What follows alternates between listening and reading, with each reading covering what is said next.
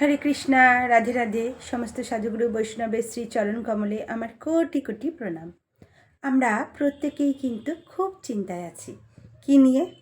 আমাদের না পাওয়া জিনিসগুলো আমরা কিভাবে পাবো, আর পাওয়া জিনিসগুলো কিভাবে সুরক্ষিত রাখবো।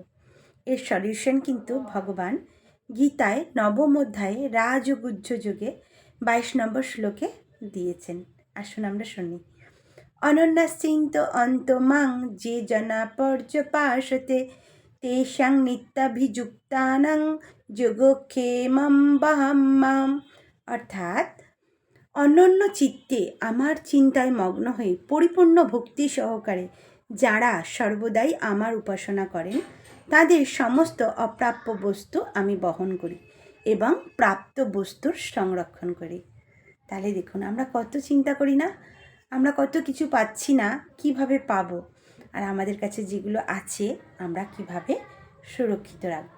ভগবান খুব সুন্দর করে বলেছেন যে ভক্তি সহকারে অনন্য চিত্তে আমার চিন্তায় মগ্ন হয়ে যে আমার সেবা করে, আমার উপাসনা করে, আমি কিন্তু তাদের অপ্রাপ্য বস্তু প্রদান করি আর প্রাপ্ত বস্তু সংরক্ষণ করি। হরি বল, রাধে রাধে।